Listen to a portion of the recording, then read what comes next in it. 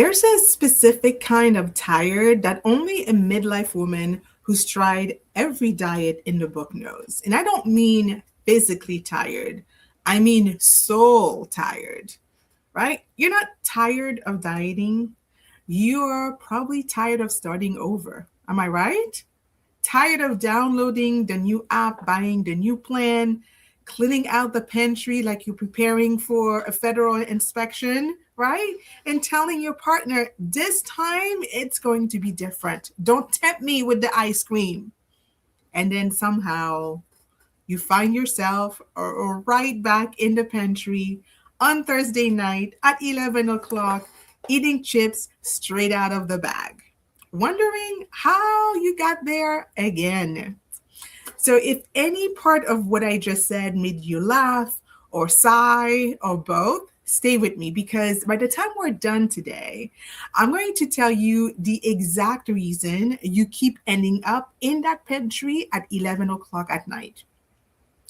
I'm going to walk you through the four patterns I see midlife women fall into over and over and over again. And I'm going to give you a new way to think about your approach to healthy living. And I think that it might be the thing that finally turns this whole thing around for you. Okay, so let's get into it. Now, just in case we haven't met yet, my name is Carmina Mevs, and I help midlife women stop fighting their changing bodies and end the cycle of dieting, restriction, and emotional eating so that they can lose the weight in peace and finally feel at home in their bodies again. So today, I want to tell you something that I noticed recently, and that kind of made me do a 180 in the way I coach. And I know that it's going to change the way you think about what's happening in your body too. But first, I have to tell you about a dress. Yes, a dress. Now, in case you were living under a rock, spring is finally here. The clock sprang forward. Easter was what, like yesterday? And if you're anything like the women I talk to, there is a pressure that's been building up inside your chest because, hey, summer is around the corner. That means swimsuits. Maybe you have a wedding to go to or a school reunion where you haven't seen these people in like 15 years and you're obsessed that they're going to remember you as the 20-pound lighter version of yourself. Now, whatever it is for you, it's sitting on your calendar right now, like a looming deadline to get in shape. And there's a little voice in the back of your head that keeps whispering, I have to fix it, and I have to fix it now. And listen, that voice isn't wrong for wanting what it wants. It's a perfectly reasonable ask, right? But the plan that it hands you is the same plan it has been handing you for the last decade. The I'm going to get serious on Monday plan, or the I'm cutting out sugar, carbs, dairy, joy, and even the smell of freshly baked bread, right? And that's the plan that's been delivering the same results for years. And there is a small, quiet part of you that already knows this, which brings me to the dress. So a couple of weeks ago, I was getting ready for Easter and I decided I was going to just go buy myself something nice to wear on Easter day, right? And so I had this image in my head, so, something elegant, something springy, something that would make me feel put together at church, right? Kind of like a reward for surviving yet another Lent. Now, listen, I don't know about you, but dress shopping at our age is not just shopping. It's psychological warfare. Like you walk through those doors already bracing yourself. Like you're walking through that store like a woman walking into her own trial. At least that's how I felt. And here's what I always do. I don't even think about it anymore. It's a force of habit at this point, right? So I head straight for the rack with the medium size. Okay, that's what I used to wear. And I pull a few things I think are cute. I take them into the dreaded fitting room, the one with the lighting that was clearly designed by someone who's never had to face their own naked reflection in a mirror. Just saying. Then I start trying things on. One by one, they don't fit. But it's an exercise in denial. So I keep on keeping on. Different outfit, same story. Now, I'd been doing this dance for a good half an hour when something inside me just kind of snapped, right? Because I thought to myself, why am I making this so much harder than it needs to be? Here I was making myself miserable over a number on a tag, a number that I was treating like a sentencing at my own trial. So finally, I walked over to the track with my actual size on it, not the size I was 20 years ago, not the size I keep promising myself I'll be by summer, the size I am today, right now. And you guys, I found a dress I loved.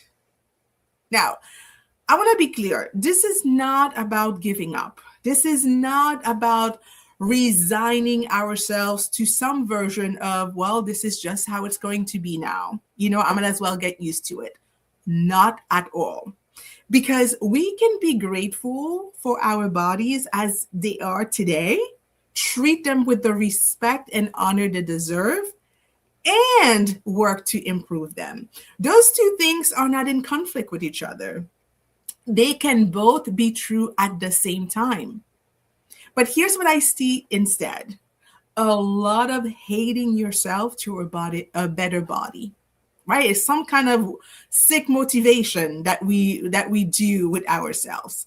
So I decided to stop making myself miserable by insisting on a reality that just wasn't true anymore, because the misery was self-imposed, right? It was coming from the gap between the body that I have now and the body I was demanding it still be. So my priest, Father Giovanni, always says something to the effect that what makes us miserable are our expectation. And I think it takes a certain humility to see things as they are and accept them as they are and still work on improving them. Do you see what I mean? So the bottom line is that you're probably shopping in the wrong rack.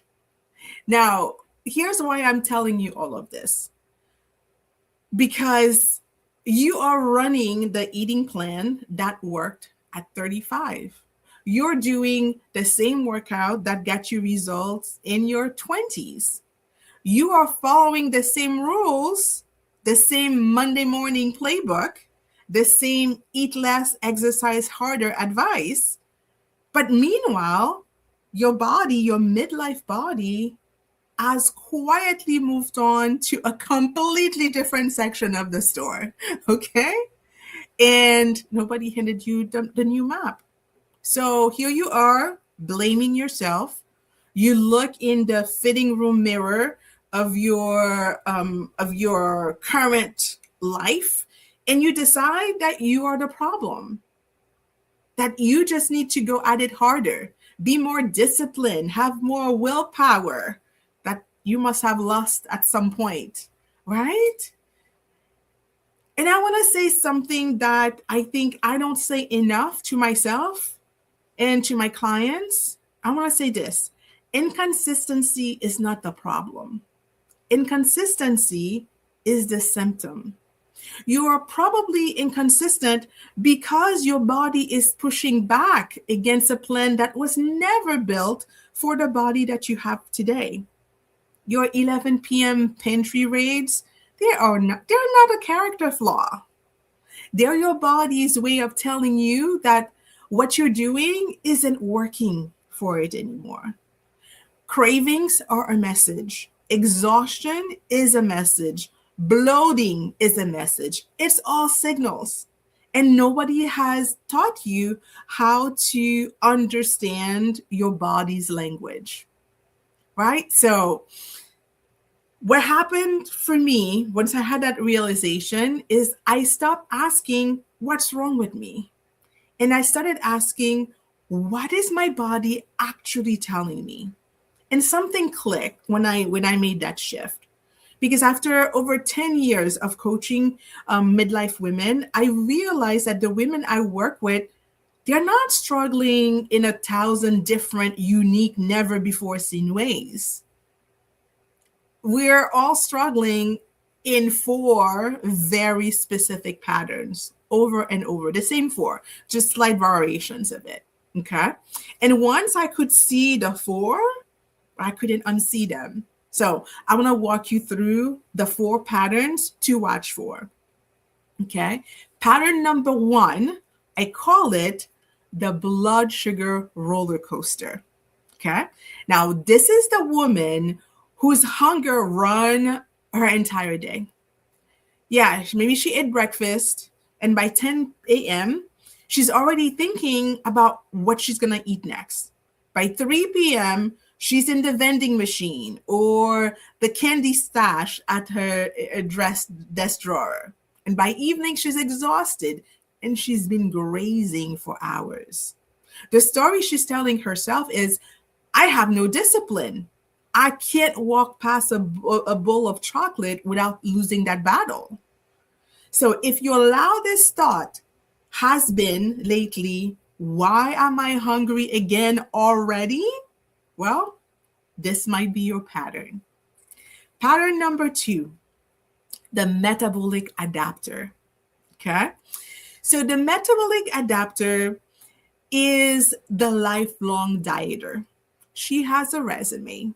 Weight Watchers, Atkins, keto, Whole30, intermittent fasting, counting macros, all of it. She's tried it all. And here's the thing. They all worked at first, but then they stopped working. So now she's eating less than she's eaten in years, and the scale is either stuck or worse, it's creeping up. And the story that she's telling herself is, my metabolism is broken. I'm getting old, right? Now, if the sentence, I'm eating less than ever and the scale won't budge, sounds like something you said to yourself more than once, well, that is probably your pattern, the metabolic adapter. Yeah? The pattern number 3, I call it the stress metabolism. Now, this woman is not hungry. She's wired. She's running a calendar that would break most people. She's holding it together at work, at home, with her kids, her partner. She takes care of her aging parents, maybe, right? She's part of that sandwich generation where we're taking care of our kids and our parents. And somewhere along the way, well, food stopped being fuel and it started being comfort, right? It's like the only break that she gets in a day with no breaks.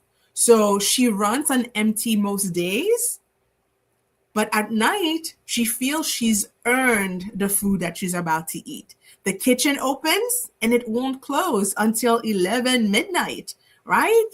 Because that's when she is nourishing herself, because she's giving out things that she doesn't have anymore, right? And the story that she's probably telling herself is, I have no self-control. Yeah.